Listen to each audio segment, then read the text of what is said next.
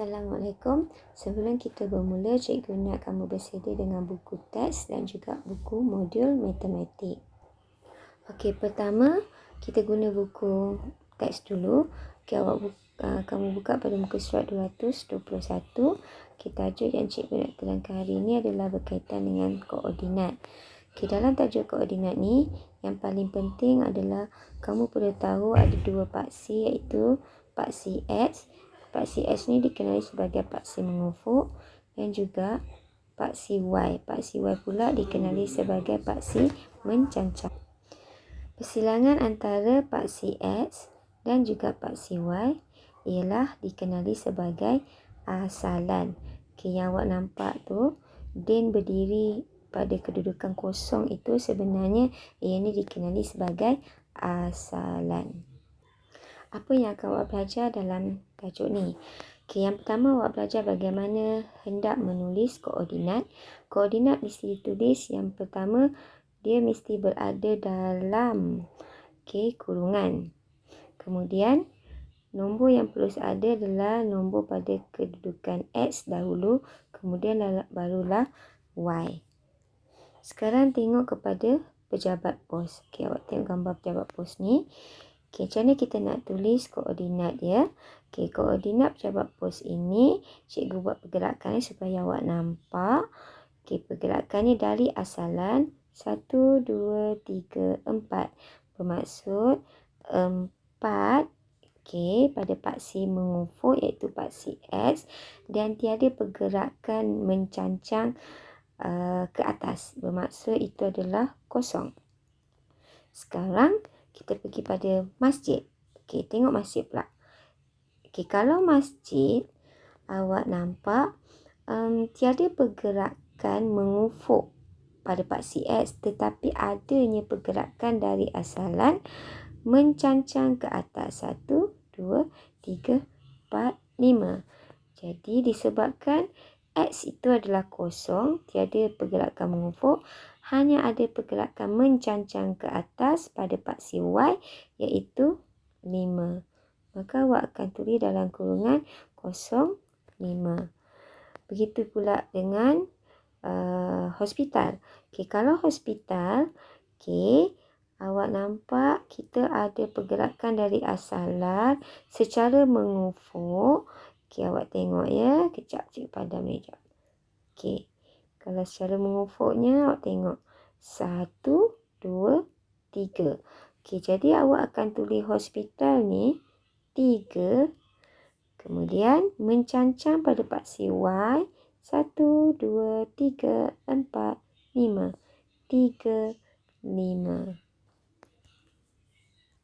Okey, tanpa kita membuang masa, saya nak kamu buka pula buku modul iaitu muka surat 133.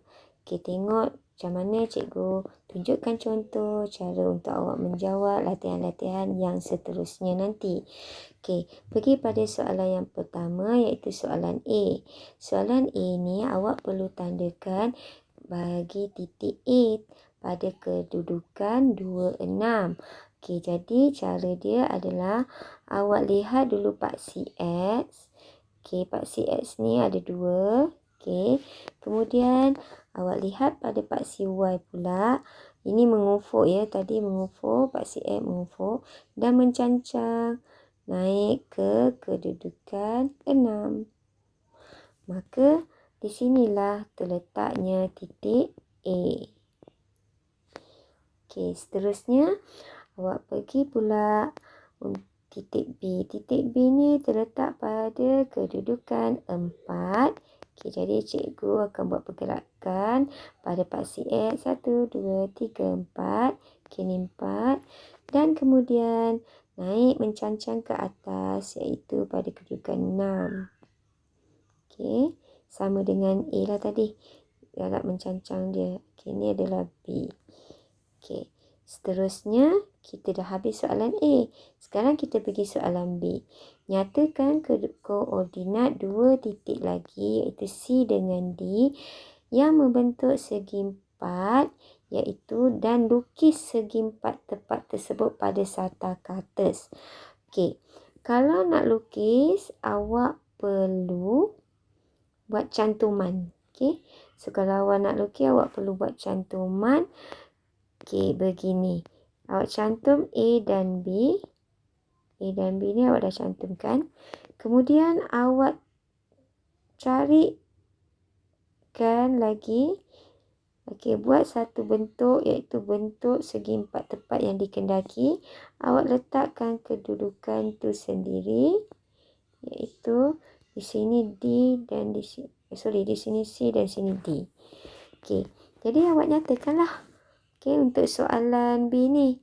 C tu kedudukan koordinat dia adalah. Okey, 2. Tengok bawah dulu. Tengok ni, 2. Kemudian mencancang ke atas 2. Maka awak tulis 2, 2. Manakala untuk D pula 4 dan Pak C mengufuk dia 4 ya, iaitu Pak C X, dan mencancang dia 2 juga. So awak tulis 4, 2. Sekarang pergi soalan C. Tandakan titik E pada kedudukan 27 dan titik F pada kedudukan 57. Okey, seperti biasa tengok kedudukan X dan Y. Okey, dia nak E 27. Okey, awak tengok X dulu tau. Okey, ni 2. Okey, nampak? Kemudian awak naik ke atas, mencancang ke atas, awak nampak 7 ni. So, inilah kedudukan dia. Di sini cikgu letakkan huruf apa? Iaitu huruf E. Manakala huruf F pula pada kedudukan 5. Okey, tengok Pak C X. Tengok Pak C X. Awak nampak 5. Okey, dan Pak C Y dia adalah 7. Okey, 7 yang sama tadi. Saya naik atas. Ni. Okey, ini adalah F. Habis berkaitan dengan C. Okey, sekarang pergi soalan D. Nyatakan koordinat G untuk membentuk segitiga sudut tegak. Seperti biasa, kalau nak bentuk segitiga mesti buat apa? Cantuman. Jadi awak cantumkan EF ni. Kemudian awak sendiri bentukkan segitiga. Jadi kalau cikgu nak bentuk segitiga bersudut tegak, sila guna pembaris ya. Cikgu tak ada pembaris. Jadi awak guna pembaris. Okey, awak letakkan G di sini. Okey, apa koordinat bagi G? Tulis. Okey, tulis koordinat bagi G iaitu G. G ni adalah pada kedudukan X dia adalah 5. Okey, Y dia adalah 9. Maka 5, 9 dalam kurungan. Okey, soalan 7 tadi dah habis. Sekarang kita pergi bincang pula soalan nombor 9. So, buka muka surat 135. Okey, soalan yang pertama A, nombor 9A. Azlan merupakan seorang doktor. Nyatakan tempat kerja dan koordinat. Maksudnya ada dua jawapan. Yang pertama, kamu kena tulis nama tempat kerja dia iaitu apa? Mestilah dia bekerja di hospital. Jadi, awak pun tulislah hospital. Yang kedua, kamu kena nyatakan koordinat. Koordinat dia awak lihat mesti bermula dengan Pak C X iaitu 8 ya. Tengok bawah ni mengufuk dia. Jadi awak dapat 8 dalam kurungan dan mencancang naik ke atas iaitu pada kedudukan Y dia 5. Jadi awak tulis dalam kurungan 8, 5. Habis soalan A, kita pergi soalan B. Tandakan kedudukan kilang yang berada pada kedudukan 1, 3. Okey, yang ni awak sendiri tentukan berdasarkan kepada kedudukan yang diberi iaitu koordinat dia 1, 3. Maka 1 ini adalah X.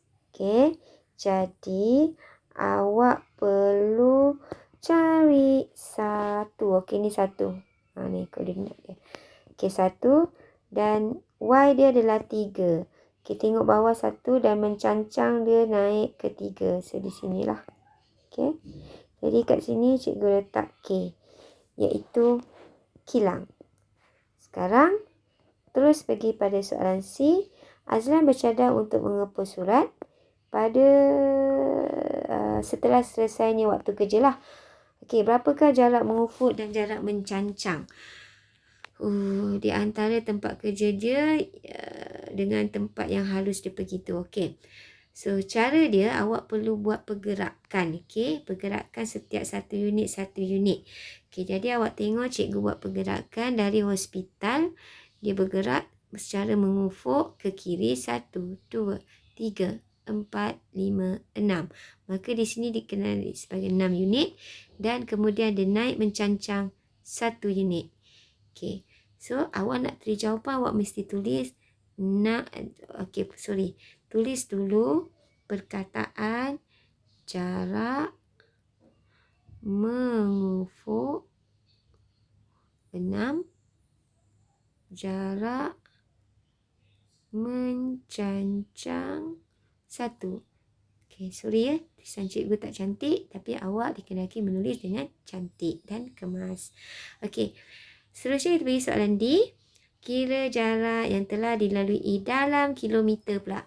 Okey, kalau nak dalam kilometer, awak kena carilah unit kilometer tu berada di mana. So, kalau pada SATA ni, inilah dia. Okey, 2 kilometer untuk 1 unit. Tadi kita dah kirakan jarak mengufuk ada 6, jarak mencancang dia 1, maka kita kena tambah jumlah dia adalah 7. Jadi langkah pertama untuk pastikan betul awak tu 6 tambah 1, jawapan dia 7. Okey, tak nampak. Cikgu kena tulis kecil lagi ya. Okey. 6 tambah 1, jawapannya 7. Okey, 7 unit ni awak perlu darab dengan 2 kilometer. Yang ini ni, darab dengan 2 kilometer ni Okey, so 7 darab 2 bersamaan dengan 14 kilometer. Jadi, soalan D tu jawapannya adalah 14 kilometer. Nampaknya cikgu dah tunjuk pada kamu cara untuk menjawab soalan-soalan dalam buku modul. Diharap selepas ni kamu boleh menjawab soalan tersebut dengan baik. Oleh itu, seperti biasa, kerja rumah tak perlu ada. Okey, kerja rumahnya adalah, okey, nampak ni cikgu tulis ni. Homework.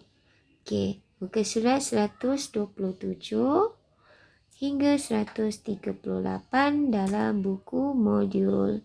Okey, sekian dahulu. Terima kasih.